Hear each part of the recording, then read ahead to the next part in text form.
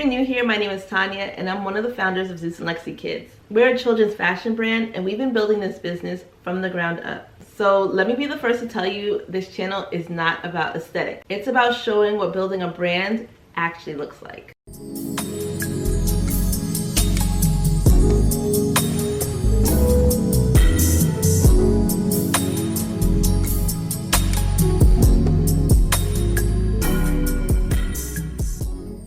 I stopped posting, and it wasn't because I was resting or rebranding or I needed a rest.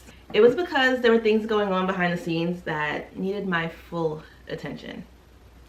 And I'm here to explain exactly what happened. From the outside, it looked like I disappeared. Some people assumed I quit. Some people assumed that things were falling apart.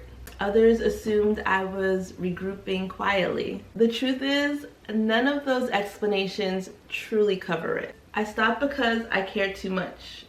How could I keep performing when things were unstable? I was in a season where real decisions needed to be made.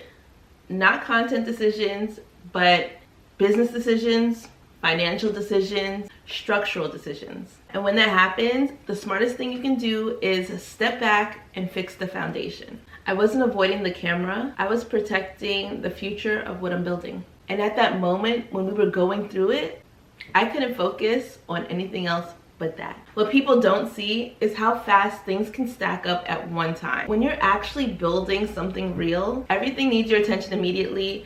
Everything is urgent because it is. Manufacturing was delayed, we had New York Fashion Week around the corner and the clothes weren't gonna be in on time. And when you're running a children's clothing line, yeah, we need inventory. So we had to make the call. What were we gonna do? Wait for a shipment to come in? We didn't have time for that. Listen, if we needed those outfits sewn on the kids and cut them out after, it was gonna get done. That's how much pressure we were under. And when you are making those kind of decisions for your business, you have to do what you have to do. And that wasn't even the worst part of it. The venue canceled the day of the show.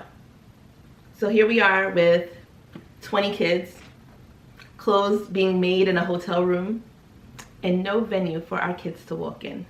How was I gonna create content? We barely got footage of the show. We had to get footage from people watching the show. We were scrambling. And anyone who was there, they know the real story.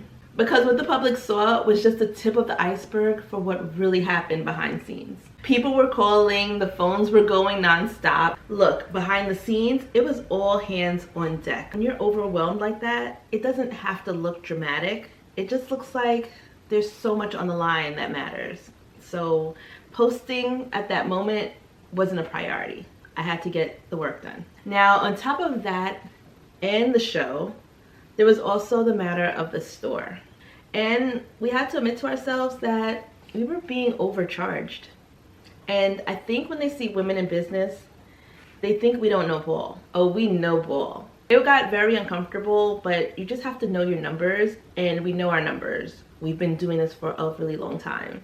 But that also accounted for some delays and why showing up for content had to be pushed to the side. Changing contractors isn't just about switching people, it's about switching designs and plans that you had in your head. Because remember, when you're building something or you're starting a design for a location, switching contractors means switching tiles and switching locations of where to order things. Getting the kinks out and how you handle that is gonna make or break how far you go in your business and what you can overcome. Because when you're building your brand, just liking something isn't enough. It has to be perfect, or what are we even doing this for? Leadership isn't about moving fast or making quick decisions. It's about choosing what you want to clean up later. At some point, I had to choose between showing up for the algorithm or showing up for the brand. And I chose the brand. How could I show up when I was so uncertain? I didn't want to sell confidence I hadn't earned yet. So I refused to perform stability while I was building it. And silence was just part of the strategy. I'm sharing this journey because when I was trying to figure it out, I couldn't find anybody else talking about it and being honest about it. They just show you the results. If you're in a season where things feel heavy and things aren't moving the way that you thought it would move, I'm just here to tell you that you're not behind. You're just in the thick of it, and it's normal. But now that things are more stable, I can talk about what it really takes. In the next video, I'm gonna talk to you guys about what making $20,000 in 30 days really requires. Not theory, reality. So I'll see you guys next time. Bye.